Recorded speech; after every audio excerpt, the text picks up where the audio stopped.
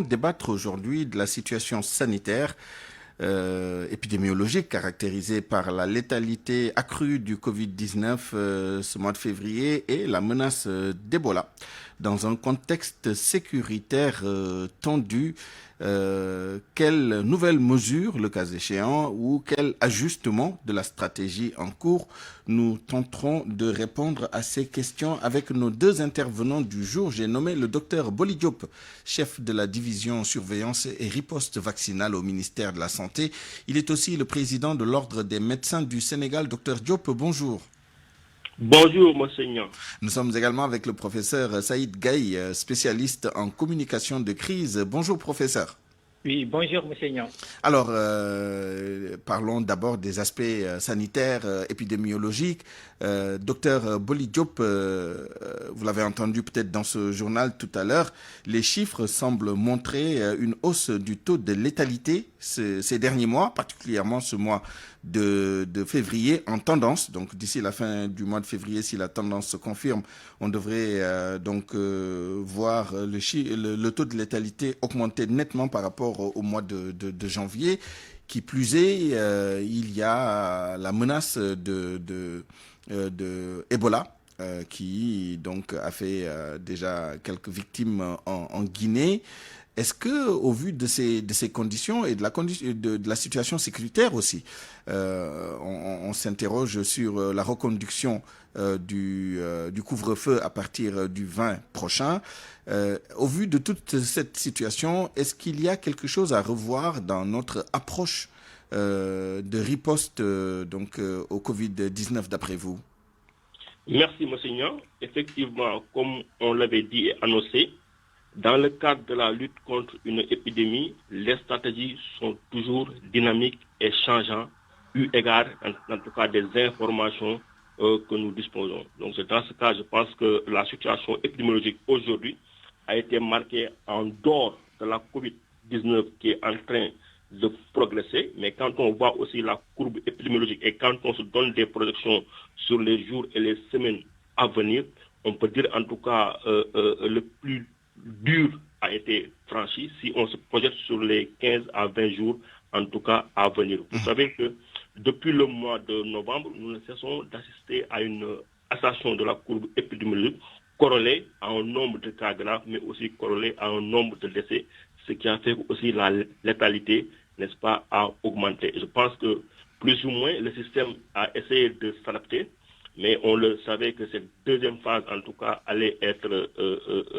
en tout cas sévère en termes de létalité, parce que les deux hypothèses sur lesquelles on avait travaillé, c'était une augmentation de la létalité. Est-ce que maintenant, du point de vue riposte, les mesures ont été suffisantes? On dirait non, par rapport en tout cas à ce qu'on observe pour la létalité. Mais comparé en tout cas aux autres pays, n'est-ce pas, qui nous entourent, mais aussi aux pays développés, on peut dire en tout cas que les stratégies n'ont pas été à la hauteur à 100%, mais quand même on peut avoir un niveau de satisfaction. Et à côté de cela, je pense que le pays est en train, au même moment, de riposter face à une épidémie de fièvre jaune dans les régions de Tambacounda et de Kédougou, ce qui montre encore une fois que le système est résilient. On est en train de gérer deux événements et que aussi maintenant, je pense que c'est hier, dans le cadre du RSI, la Guinée, n'est-ce pas, est en épidémie d'Ebola.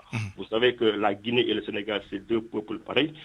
Actuellement, le pays est en train, n'est-ce pas, de se préparer et d'élaborer ce qu'on appelle son plan de préparation, avec ce qu'on appelle d'abord l'identification des districts ou des zones à haut risque par rapport à la Guinée. Je pense que le CNG actuellement même est en réunion, est en train de débattre sur le sujet, que le pays puisse en tout cas profiter, n'est-ce pas, des retombées de la gestion de la Covid en tout cas, pour mieux en tout cas se positionner par rapport aussi à la préparation et la réponse. Et c'est ça la question, c'est-à-dire est-ce que l'expérience de la campagne de vaccination contre la fièvre jaune et les expériences vécues en termes de préparation face aux menaces d'épidémie, d'Ebola, etc., est-ce que tout ça peut être capitalisé dans le cadre de la lutte contre l'épidémie de Covid-19? Si oui, comment? Oui, effectivement, il y a une capitalisation extraordinaire de cette expérience. Je rappelle qu'en matière de gestion d'une épidémie, il y a les piliers fondamentaux qui sont là. C'est la surveillance avec le suivi des contacts, c'est la coordination, c'est la gestion des cas, c'est la prévention et le contrôle de l'infection, c'est la communication et l'engagement communautaire. Je pense actuellement le pays est assez en tout cas outillé et fourni, n'est-ce pas, pour l'expérience en tout cas engrangée par rapport à la lutte contre la Covid, puisse en tout cas être une rampe de lancement pour être vraiment prêt dans les meilleurs délais et dans en tout cas dans un scénario beaucoup plus en tout cas maîtrisable pour préparer la réponse par rapport à Ebola, je rappelle, qui est à nos frontières, parce que la Guinée et le Sénégal sont deux pays voisins.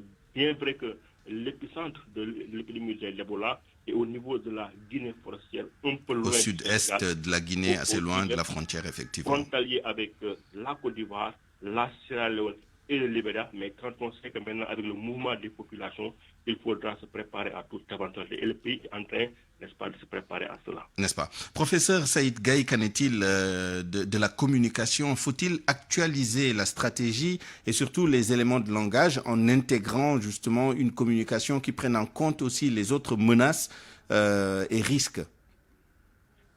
Comme l'a dit tout à l'heure Dr Boli, la communication, à l'instar de toute stratégie, devrait être adaptée, réadaptée et s'ajuster par rapport au terrain.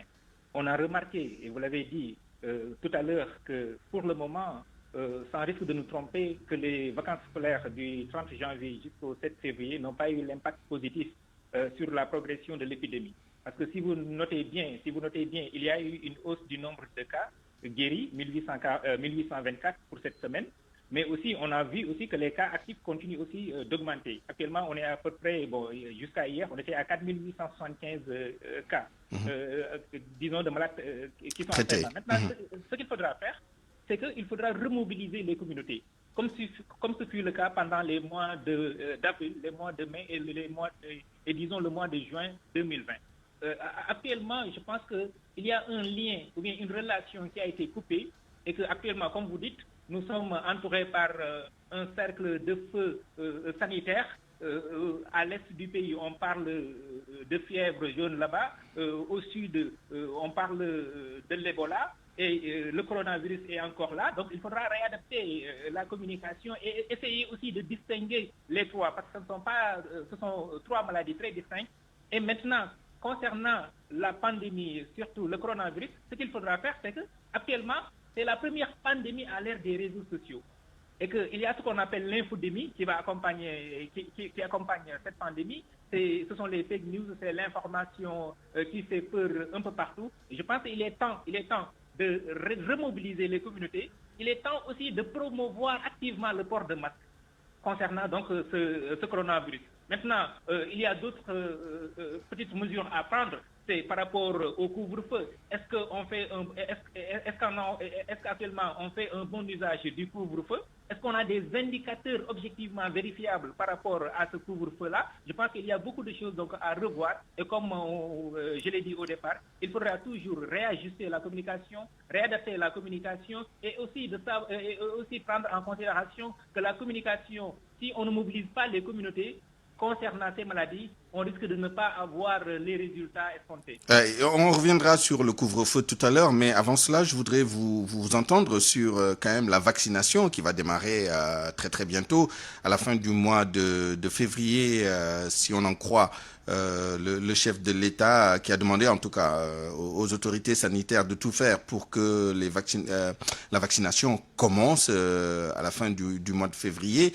Vous avez entendu peut-être aussi dans le journal l'adhésion des populations, en tout cas à Tambacounda, par rapport à la vaccination contre la fièvre jaune. Est-ce que c'est de bon augure? Est-ce que c'est rassurant pour vous d'entendre les populations quand même dire tout haut leur acceptation d'être vaccinées contre la fièvre jaune? Est-ce que ça peut rassurer par rapport à la future vaccination, à la prochaine vaccination contre le Covid-19? Effectivement, et là, il faut saluer l'autorité, disons, qui représente l'État là-bas, qui est l'administrateur civil, le gouverneur de la région de Tambacounda, qui a accepté devant tout le monde d'être vaccinés. Donc, disons que le premier défi à surmonter, c'est toujours l'acceptation du vaccin par la population. Et l'acceptation du vaccin par la population commence déjà par une communication par la preuve. Par exemple, il y a certaines figures, que ce soit des figures coutumières ou bien que ce soit des figures religieuses ou bien même, disons, des leaders d'opinion.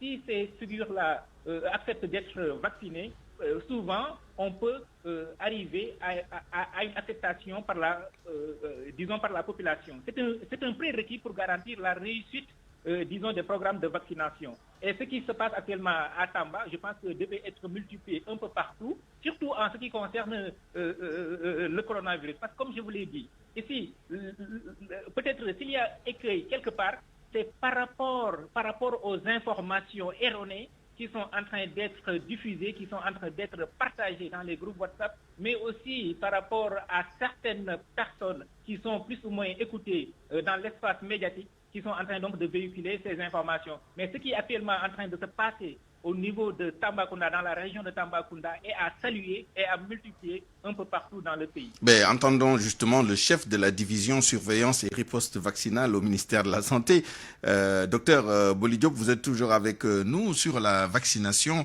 Est-ce que la date de fin février est maintenue? Mais bon, c'est pas le plus important. Le plus important, c'est est-ce que vous avez des retours sur l'adhésion de la population par rapport à cette vaccination?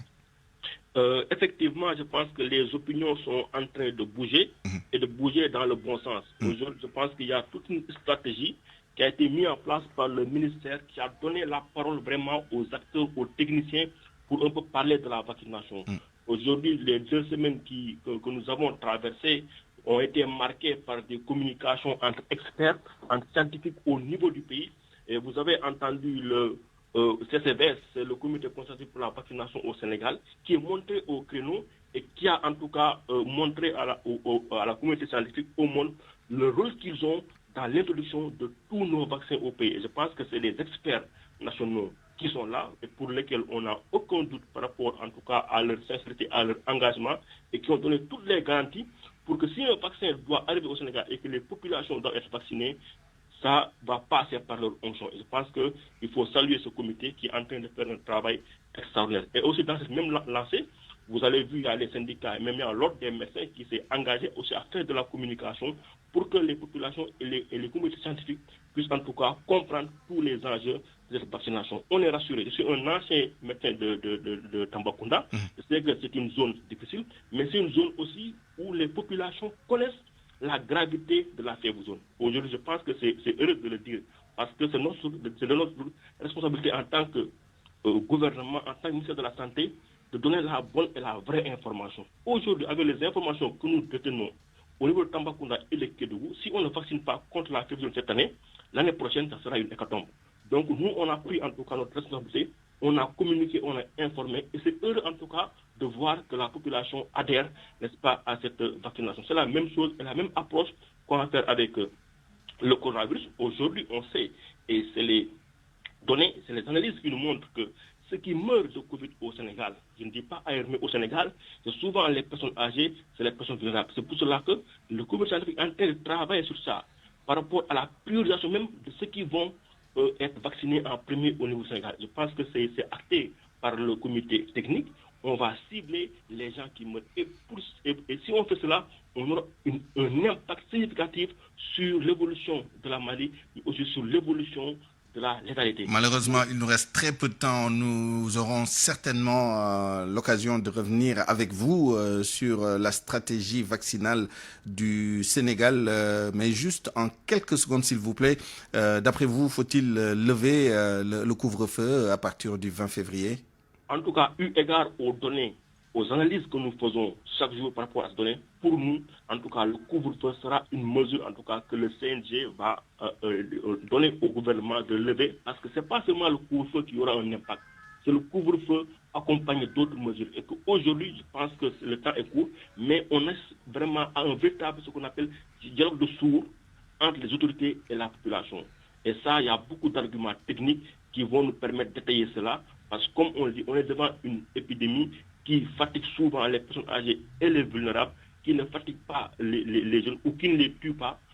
Donc, il faut lever le couvre-feu. Bien sûr, on va vers cet état de fait parce qu'aujourd'hui, les données nous montrent que le couvre-feu n'a pas d'impact, en tout cas, sur l'évolution de la maladie. Merci à vous, docteur Boli Diop. Mais vraiment, en 15 secondes, le professeur Saïd Gaye sur cette question de levée du couvre-feu dans un contexte quand même social et sociopolitique, je dirais, assez tendu. Qu'est-ce que vous en pensez en très peu de mots? Tout simplement que, comme je l'ai dit, il faut faire un bon usage du couvre-feu. Pourquoi pas ne pas cibler des départements? Bon, si on ne peut pas cibler des départements, je ne vois pas la nécessité de cibler toute une région. En plus, on n'a pas d'indicateur objectivement vérifiable auprès de la représentation, mais auprès, disons, des représentations des populations. Les populations n'ont pas une bonne lecture des décisions qui expliquent ce couvre-feu. Merci. Donc, pour moi, ce n'est pas pertinent. Merci beaucoup. Merci à tous les deux. On vous retrouvera tout à l'heure dans notre édition en Wolof. En attendant, c'est la fin de cette édition du Grand Journal que je vous remercie d'avoir suivi. Merci à toute l'équipe qui l'a préparé et réalisé.